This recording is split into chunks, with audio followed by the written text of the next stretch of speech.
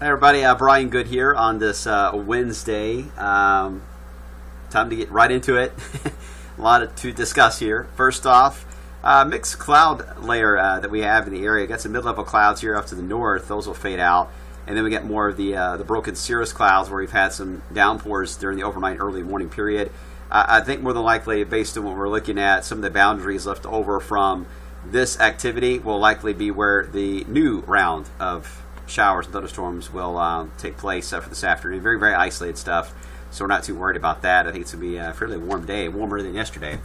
65 already in town. We should have no problem getting close to 20 better than that for the afternoon period. All right, so let's move ahead. Futurecast shows this afternoon. Now we got a few of these downpours again.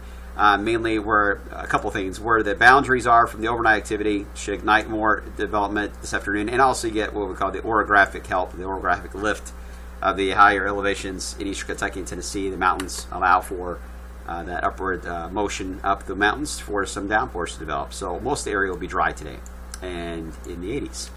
Tonight looks dry. Tomorrow, quick warming tomorrow.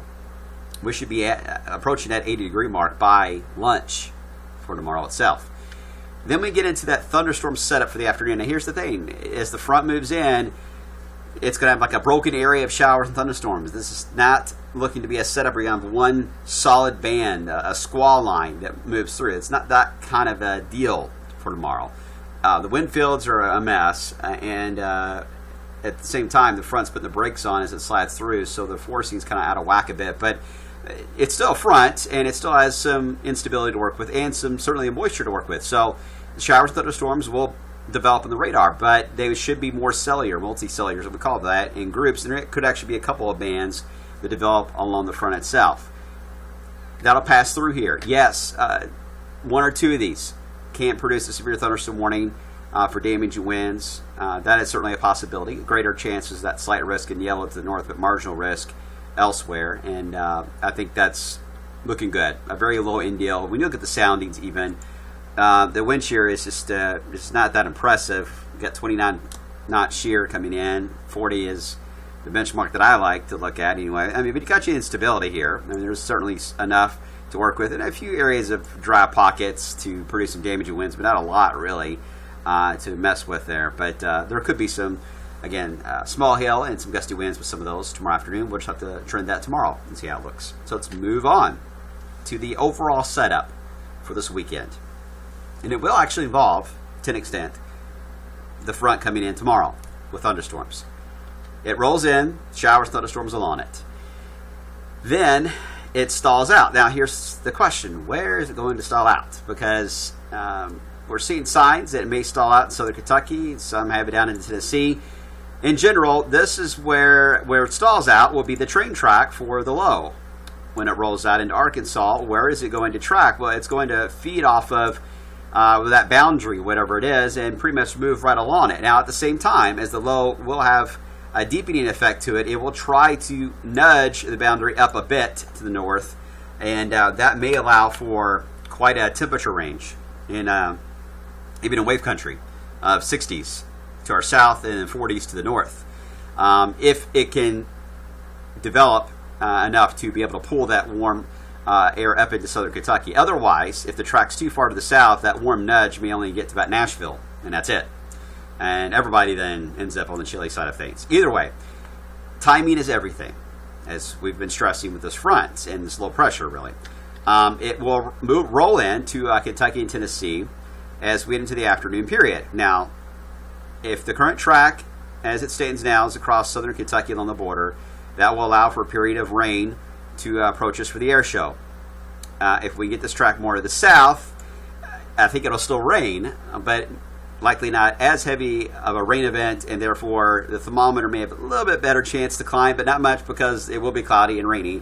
But the ceiling may improve a bit with a lighter rain field to work with. And then by the time we get into fireworks, it should begin to pull a lot of the heavier rain with the core of the low, should begin to pull into our southern counties. All we need to do is get south of Jefferson County, and we'll begin to see improvements even in downtown, just in time for the fireworks. And then as we get to Sunday, for a lot of you have already had questions about Sunday, just FYI, a few showers early in the day to the east, but we'll start to see that clearing line work its way in pretty quick So it'll be a late day warming event for those along on west at 65. You'll be in the 40s and 50s until about maybe 3 o'clock in the afternoon, and then areas west 65, boom, real quick surge into the 60s expected. So we'll have quite the temperature gradient here for Sunday.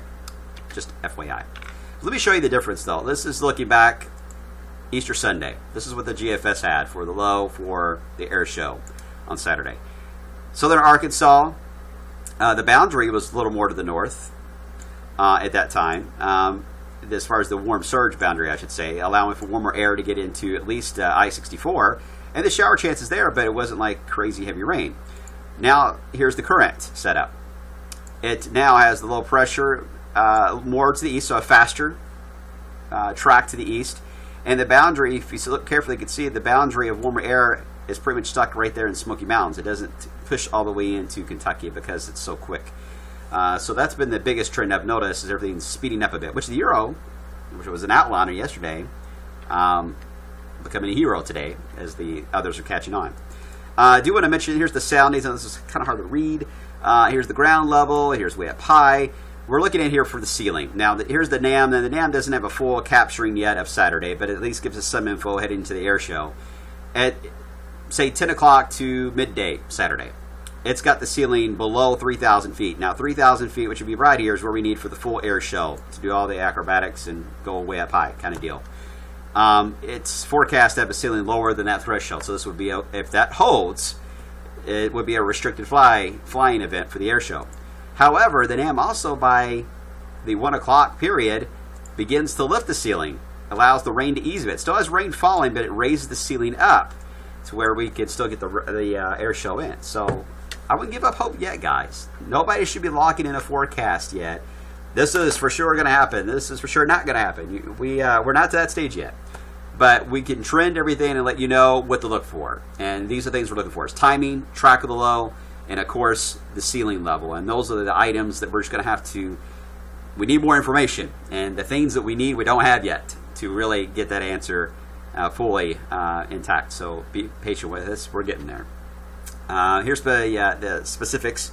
53 is what we're thinking right now. The east wind, 80% chance for rain. Whether or not it's heavy or not will depend on the track. And then as we did the fireworks show, we are growing confidence here. The heaviest will be south of Jefferson County by that point, but still showers in Chile, 49. This will certainly rival the events. I'm not sure why I have this graphic in here. I apologize. I had a different graphic loaded, I thought. Where's it at? Oh, no. I lost my graphic. Sorry about that. Okay, well, anyway, the setup for fireworks seems to be very similar to 2011. We had temperatures in the 40s with rain. That year, we still had about, I think, 300,000 to 500,000 people still showed up despite that. And the Ohio River was up, too. We had flooding going on. And then in 2006, we had sleet, heavy sleet that was falling. And that fell right before the fireworks were launched, 38 degrees. About 10,000 people stayed for that one. That was the bad year, 2006. All right, so we're hoping for some decent weather here, guys, at least somewhat better than what the alternative could be. So stay tuned. We got our eyes on it, both of them, in fact, and we'll have details throughout the day today and, of course, later on this afternoon with Kevin and Ryan.